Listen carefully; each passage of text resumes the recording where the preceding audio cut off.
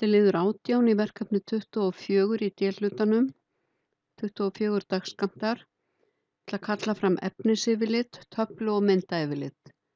Þá staðset ég mig hér í entermerkinu fyrir neðan orðið BLS þegar ég kalla fram efnisyfirlit og ég kalla fram allar þessar fyrirsagnir og blaðsíðunúmer. Þannig að ég fer hér í References, Table of Contents, ekki velja eitthvað sjálfgefið hérna frá Microsoft, farið í Custom Table of Contents og ég ætla að velja útlitið Formal, hérna, Formal og ég ætla að hafa hakað hérna við Show Page Number. Ég segi OK og þá fæ ég upp allar fyrirsagnirnar og blaðsíðunúmerin.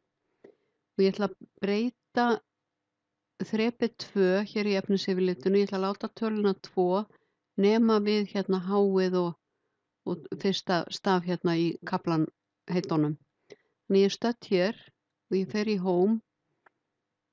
Ég fer hérna í örina niður og ég finn T og C í listanum. Þetta þýðir Table of Contents eða efnisyfirlit og þrep 2. Þannig ég fer hérna í Modify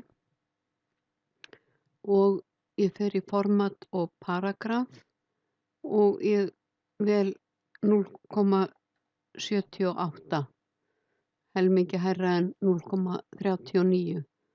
Segi OK og OK og þá sjáið þið að þetta stenst á hérna.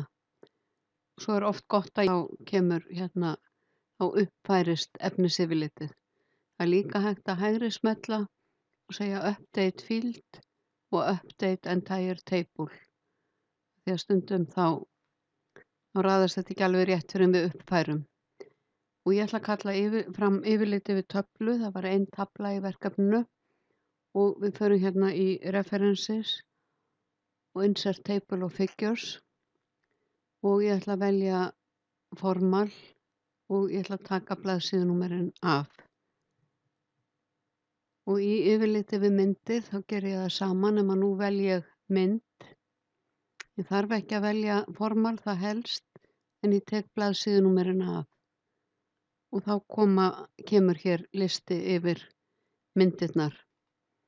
Þannig að nú er verkefnið að mestu leyti tilbúið. Ég ætla að sýna í öðru myndskeiði hvernig þið setjið orðskiptingu á.